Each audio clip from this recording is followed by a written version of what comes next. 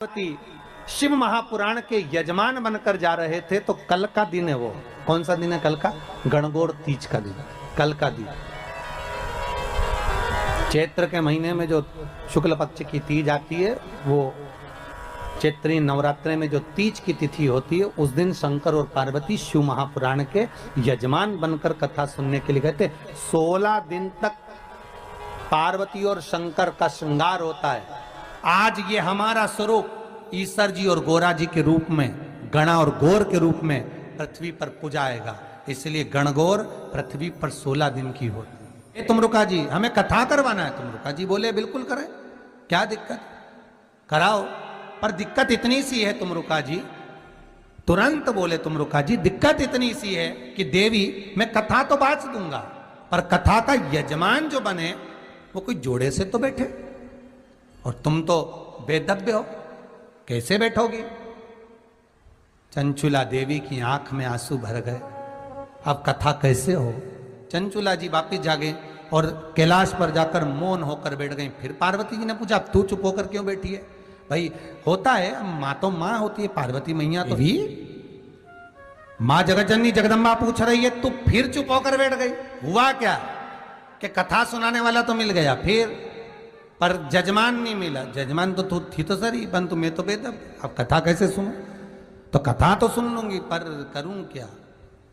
तुमरुका जी बोले, तेरा अखंड सौभाग्य मैं कर सकता हूं शिव महापुराण से, तू चिंता ना कर, पर कोई जोड़े से कथा सुन ले। अब जोड़ा कहां से लाऊं? तो पार्वती जी बोले, उसमें दुख की बात क्या है? तो चिंता मत कर, शंकर जी की आराधना कर। और तुमरुका जी के कहने पर चंचुला देवी शिव की आराधना में लगी और शंकर भगवान प्रकट होकर बोले, बोल क्या बात है चंचुला? चंचुला कहती है, प्रभु मुझे शिव पुराण कराना है, पर जजमान नहीं है, तो इसमें क्या टेंशन लेना, क्या चिंता करना, चिंता मत कर। पार्वती को बुला, पार्वती को बुलाया, पार्वती जा, तू तैयार हो, मैं भी तैयार होता हूं। शंकर और पार्वती श्रृंगार करने के लिए गए, श्रृंगार कर, और दोनों जब श्रृंगार कर कर आए, 16 दिन शिव और पार्वती को सजने में लग गए। दूल्हा दुल्हन जैसा श्रृंगार कर कर शंकर पार्वती जैसे सामने आए, वैसे ही देवऋषि नारद देखकर बोले, वाह प्रभु वाह, क्या स्वरूप है आपका, धन्य है भगवान, इस स्वरूप को तो आप मृत्यु लोक में रखिए। शंकर और पार्वती ने कहा, ए देवऋषि नारद, शिव महापुराण के हम जजमान बने, सुंदर रूप धारण कर कर हम कथा के यजमान बनकर जाते हैं। आज ये हमारा स्वरूप ईश्वर जी और गोरा जी के रूप में, गणा और गौर के रूप में पृथ्वी पर पूजाएगा। इसलिए गणगौर पृथ्वी पर 16 दिन की होती, 16 दिन। शंकर और पार्वती, बच्चे पूछते, मम्मी ये कौन है? तो कही ईश्वर जी, ये कौन है? गोरा जी। ये कौन है? गणा। और ये गौर, तो गणगौर रहे। शंकर जी ने इतना सुंदर रूप कब लिया? जब शिव महापुराण के यजमान बने, कथा सुनने के लिए जब चले। तुमरुका जी से कहा, कहो कथा। ये तुम आज भारत की भूमि की सभी माताओं को, माता पार्वती, गणगौर महारानी, ब्रह्मचारिणी महारानी, माँ जगतजननी आपके सुहाग को अखंड सौभाग्यवती बनाए, यही भगवान से प्रार्थना। चैत्र के महीने की ये सिंधारा दूज है। आज नवरात्रे की, चैत्री नवरात्रे में जो दूज होती है, इसको सिंधारा दूज कहते हैं। कौन सी दूज कहते हैं? जम के बोलिए, सिंधारा दूज। सिंधारा दूज का मतलब ये होता है कि कल है तीज, जिसको हमारे यहाँ गणगौर तीज कहते हैं। शंकर और पार्वती 16 दिन तक तैयार हुए थे, और तैयार होने के बाद शिव और पार्वती शिव महापुराण के यजमान बनकर जा रहे थे। तो कल का दिन है। वो कौन सा दिन है? कल का गणगौर तीज का दिन, कल का दिन। चैत्र के महीने में जो शुक्ल पक्ष की तीज आती है, वो चैत्री नवरात्रे में जो तीज की तिथि होती है, उस दिन शंकर और पार्वती शिव महापुराण के यजमान बनकर कथा सुनने के लिए गए थे। 16 दिन तक पार्वती और शंकर का श्रृंगार होता है। उसमें से आज का दिन सिंधारा दूज का होता है। क्यों सिंधारा दूज कहते हैं? सिंधारा दूज का मतलब क्या है? क्यों हिंदू धर्म में सिंधारा दूज मनाई जाती है? किस लिए? आज पूरे भारत की भूमि पर कई माताएं हाथ में मेहंदियां लगाती हैं, चूड़ियां पहनती हैं, सुंदर चुनड़ी पहनती हैं, माँ ब्रह्मचारिणी का पूजन करती हैं, माता का आराधना करती हैं। सिंधारा दूज, उसका कारण केवल इतना सा है, सिंधारा दूज का मतलब यह होता है कि चंचुला देवी जब 14 दिन तक शंकर और पार्वती अपने गुफा में से बाहर नहीं निकले शिव महापुराण के यजमान बनने के लिए, तब माता चंचुला देवी ने हाथ जोड़कर मां जगतजननी जगदम्बा को सुंदर वस्त्र, सुंदर चूड़ियां, सुंदर आभूषण माता के चरणों में ले जाकर समर्पित करे थे और कहा, मां इन चूड़ियों को जो मैं दे रही हूं, ये लाल चूड़ी, ये लाल श्रृंगार, ये लाल वस्त्र, जो लाल चूनर जो मैं प्रदान कर रही हूं, मां बस ऐसी कृपा कर दे कि तू इन चूनर को धारण करे और मेरा भी सौभाग्य, मेरा भी सुहाग अमर कर दे, बस इतनी कृपा मेरे ऊपर कर दे। वो सिंधारा दूज का महत्व है, वो सिंधारा दूज का महत्व।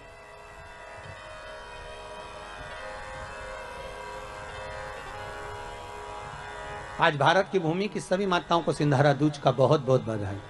माता पार्वती, गणगौर महारानी, ब्रह्मचारिणी महारानी, मां जगतजननी आपके सुहाग को अखंड सौभाग्यवती बनाए, यही भगवान से प्रार्थना। दिल से बताना, जितनी सौभाग्यवती माताएं होती हैं, ये संक्रांति पर भी 13 चीजें दान करती हैं, 14 चीजें दान करती हैं।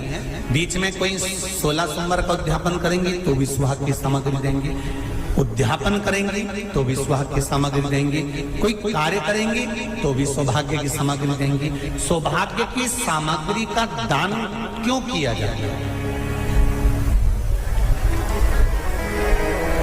सौभाग्य सूचक वस्तुओं का दान क्यों किया जाता है? सौभाग्य की वस्तुएं क्यों प्रदान करी जाती है, क्यों दी जाती है? उसका कारण क्या है?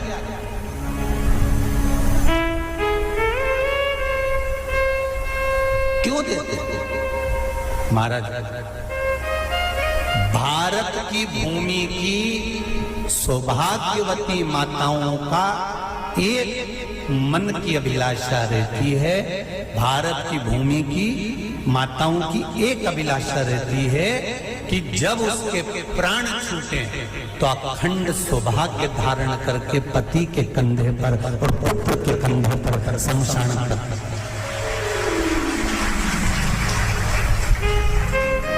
ये भारत की भूमि की माताओं की सोच है, उनके मन का संकल्प, उनके मन का भाव।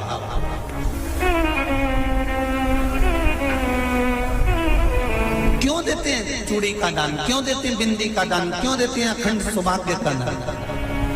किस महाराज?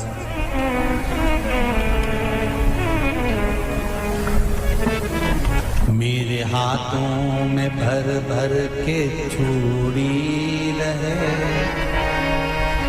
मेरे हाथों में भर भर के चूड़ी, और मैया कोई कामना मेरे मस्तक पे चमकती चूनर रहे, मेरे मस्तक पे चमकती चूनर रहे, और मैया कोई कामना मेरी मांगों में भर भर के सिंदूर रहे, मेरी मांगों में भर भर के सिंदूर रहे, और मैया कोई कामना नहीं, मेरे पाँव में बिछुड़ी का जोड़ा रहे, एक बिछुड़ी नहीं, कितनी? 2, 3, 4, 5, एक एक पाँव में जोड़े से बिछुड़ी होना चाहिए, केवल एक नहीं, सिंगल नहीं। वो तो आजकल का फैशन हो गया महाराज, जो केवल एक बिछुड़ी धारण कर लो उसी में फैशन दिखे।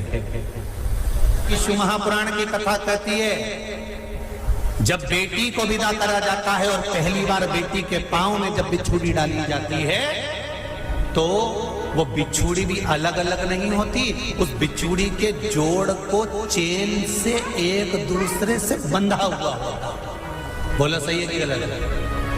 जितने आस्था चैनल पर कथा सुन रहे हैं, जितने फेसबुक पर सुन रहे हैं, यूट्यूब पर सुन रहे हैं, सुन लेना कि मेरे भारत की माताओं का जब पाणी ग्रहण संस्कार किसी बेटी का होता है, उसके पांव में जब पहली बार बिछुड़ा पिनाया जाता है, बिछुड़ी पिनाई जाती है, तो वो बिछुड़ी भी एक दूसरे से बंधी हुई होती है, चेन से बंधी हुई होती है। उसको अलग अलग वाली बिछुड़ी शादी के मंडप में नहीं पिनाई जाती। क्यों? जैसे ये बिछुड़ी एक दूसरे से पांव में बंधी हुई है, तुम्हारी जिंदगी अंतिम श्वास तक ऐसी ही बंधी की बंधी है। यही वर्णन वो तो अब माताओं ने थोड़ा सा फैशन चेंज कर दिया। अब पांव में ज्यादा बिछुड़ी नहीं बनती, गड़ती है, चुभती है, एक बिछुड़ी धारण महाराज पर नहीं। बिछुड़ी भी दो हो, जोड़े से। हमारी माताएं, भारत की भूमि की जो माताएं हैं, ये चूड़ी भी हाथ में पहनती है तो जोड़े से पहनती है। बोलो जैसा सही है कि गलत है? एक अकेली चूड़ी माताएं हाथ में धारण नहीं करती हैं। अगर भारत की भूमि की संस्कारित माताएं हैं और भारत की भूमि की सभ्यता और संस्कृति को जानती है तो अकेली चूड़ी नहीं, जोड़े की चूड़ी पहनेगी, 2 चूड़ा डालेगी, 4 डालेगी, 12 डालेगी, पर सिंगल नहीं, अकेले। महापुराण की कथा ये कहती है कि पार्वती जी ने और गंगा जी ने जितना सौभाग्य का दान दिया है, उनके बराबर दुनिया का कोई व्यक्ति इतना सौभाग्य का दान नहीं दे सकता जो माता गंगा और पार्वती दोनों दान दे रहे हैं।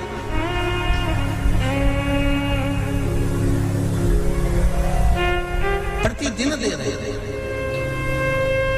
और अब तो फैशन आ गया, तुम लोगों जो सौभाग्य का दान देते हो प्लास्टिक की डलिया में देते हो, पर एक एक पुराण को उठा कर देख लेना, एक एक उद्यापन को उठा कर देख लेना। जितनी तुम कथा तुम्हारे घर में छोटी छोटी कथाओं की पोथियां पढ़ी हो, उनको उठा कर देख लेना। उसमें नहीं लिखा कि प्लास्टिक की डलिया में सौभाग्य की वस्तु का दान दिया जाता है। उसमें लिखा है बांस की पिटारी में, बांस की डलिया में सौभाग्य की वस्तुओं का दान दिया जाए।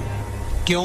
क्योंकि बांस वंश की वृद्धि करता है, बांस सौभाग्य की वृद्धि करता है, और बांस अखंड सौभाग्य। जैसे बांस का पौधा बढ़ते चले जाता है, बढ़ते चले जाता है, उसी तरह बांस की डलिया में जब दान दिया जाता है, बांस की टोकनी में जब दान दिया जाता है, तो ये भाव रखा जाता है कि तुम्हारा सौभाग्य ऐसे ही बढ़ता रहे। पर अब थोड़ा सा फैशन चेंज हो गया तो प्लास्टिक की डलिया